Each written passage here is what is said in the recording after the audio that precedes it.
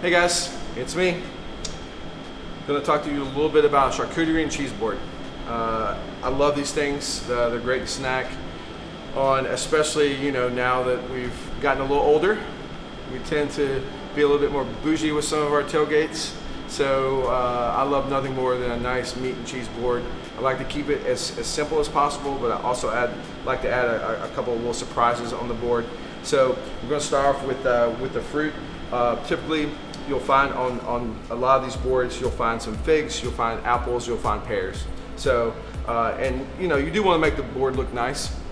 So, sort of up to you and your creative sort of vision to how you want your board to look.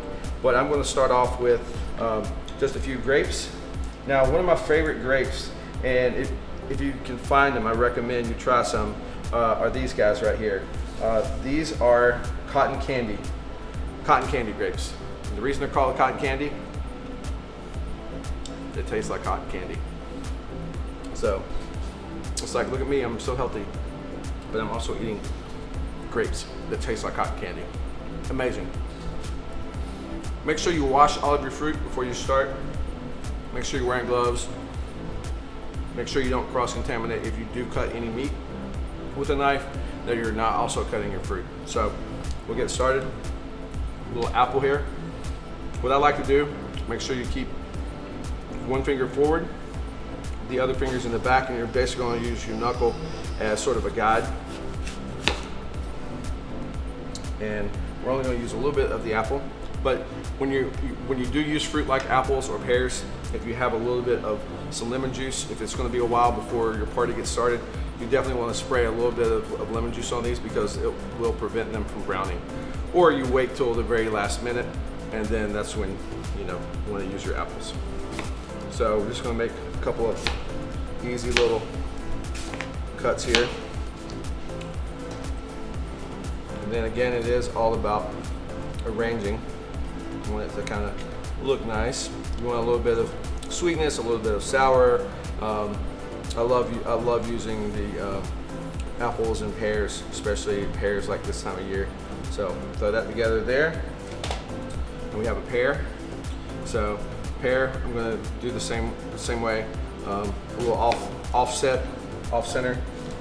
That way you don't have to worry about the seeds or anything like that. And we're just going to do a couple of cuts.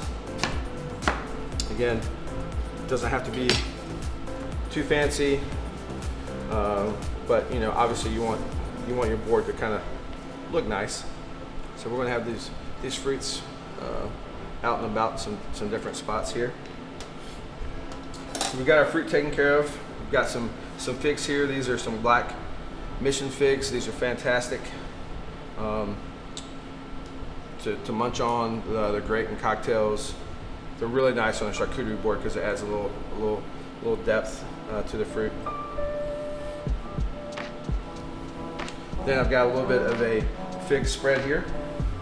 So the fig spread, just going to take a little bit right there, a little bit more, spread it out, do a little smear there, clean it up. There we go, there's our fig spread. Also, I've got some blackberries here as well. I like to throw those in there around some of the fruit.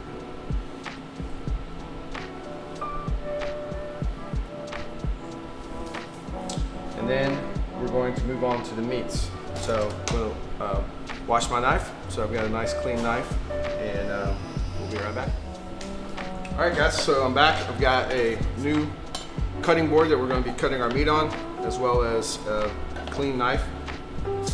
Really don't have to do a lot when it comes to the meat part. A lot of times you'll find these already pre-cut in the grocery aisle, which is fantastic.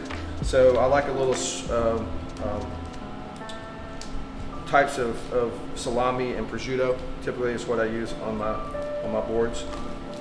If you're having a little problem trying to open it up, all you need to do is just take the knife, be careful, and open it right up.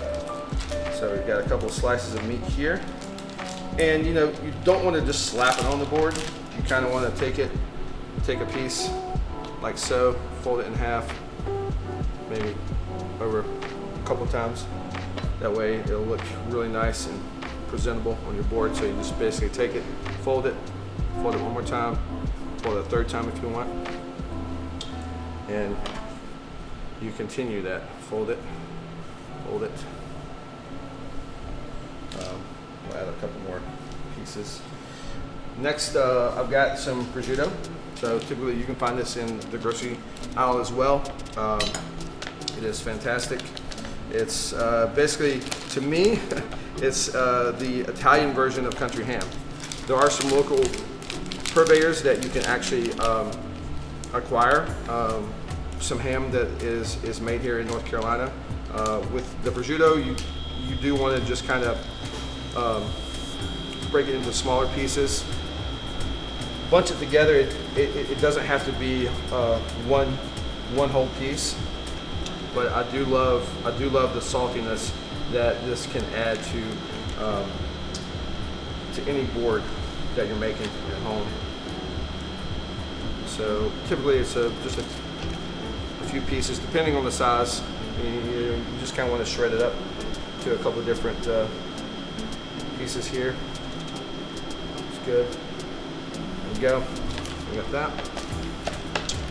that. Next, pepperoni. Can't forget the pepperoni. This I'm going to kind of just do some rough cuts with it. So nothing too crazy. And just going to kind of break it up into a couple of pieces here.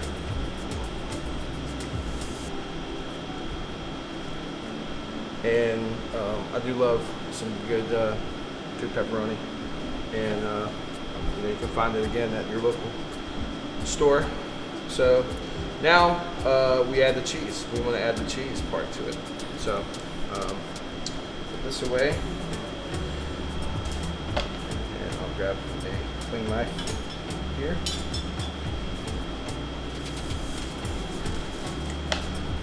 You know, if you want to use the same board, you just flip it over. And we're going to add the cheeses now. So I love some fresh mozzarella. Sometimes it comes in some mozzarella pearls, which are fantastic. But if you can't find it and you've got the log available, basically this is pre-sliced, which is nice. And I'm just going to kind of tear it into a couple of different pieces. Some smaller pieces. The pearls are great because they're small, round balls about the size of the grapes. So it's perfect for this type of thing because they're already cut up for you, so you don't have to do a lot of work, especially if it's like a last minute sort of thing.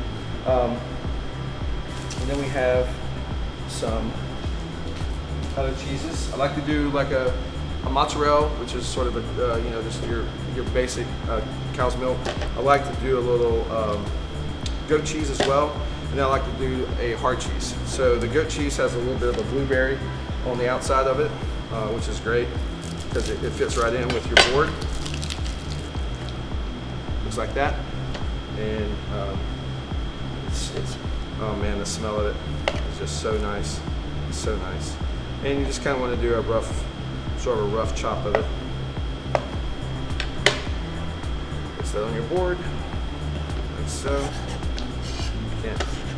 So if you don't like blueberries, I would not recommend this cheese, but I do enjoy blueberries very much. So we're going to rinse the knife off right here, because it does have some blueberry on it, because we don't want it to mix with the other cheese yet, especially for storing your cheese after you've used it. Quick knife here. So put that off to the side. Then this is a hard cheese. It's got an espresso rind on it. You can actually eat the rind of this, and I'm just going to cut right through the plastic here. Easy. And we're not going to use the entire block of it. And you know, you can get creative with your cuts if you want to. I'm going to do just some really simple triangles here. So there's on the board here in the back, toward the back. Definitely want to have a little bit of the rind showing so people can tell it's a different type of cheese. And you know, when you're cutting the cheese, it's good to have a good variety like that.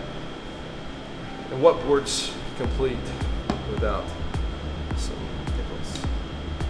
Obviously, if you have someone in the family that makes some homemade pickles, I would definitely recommend grabbing some pickles from them for sure. So.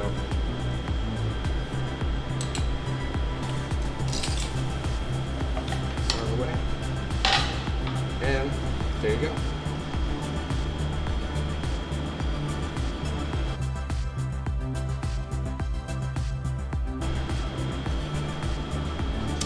Just a little charcuterie board that I enjoy. So, thank you.